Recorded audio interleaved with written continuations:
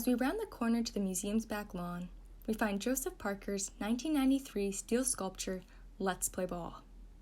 Before getting too close, take a moment to admire the sculpture from a distance. This is my favorite view of Parker's work. So often we look at art head-on in close quarters, but from here we can really appreciate how the sculpture interacts with the surrounding space. Seeing the steel formation in the open grass, bathed in afternoon sun, I imagine I'm a spectator on the third baseline, watching, as the title suggests, a single moment of summer baseball. As we move closer, observe how Parker has positioned two large U-channels so their open sides face each other, creating an interior chamber of negative space. The larger channel stands perfectly erect, while the other is angled to balance delicately on one edge.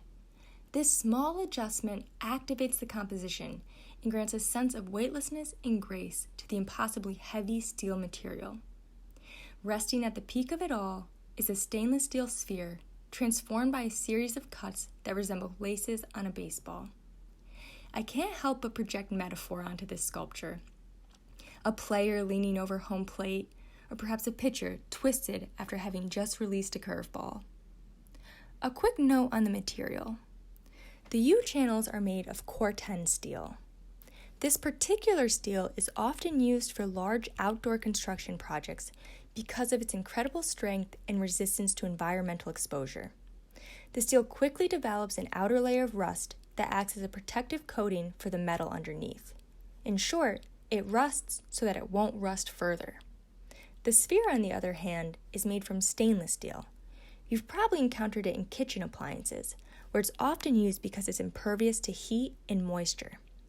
Stainless steel is highly resistant to erosion, but unlike Corten, it doesn't oxidize, therefore it doesn't rust. This allows it to maintain its bright, reflective surface. By using two materials with such different visual properties, Parker influences the way we observe his sculpture.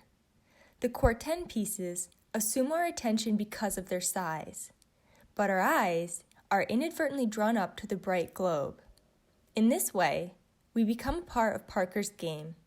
Like a good player, our eyes continuously track back to the ball.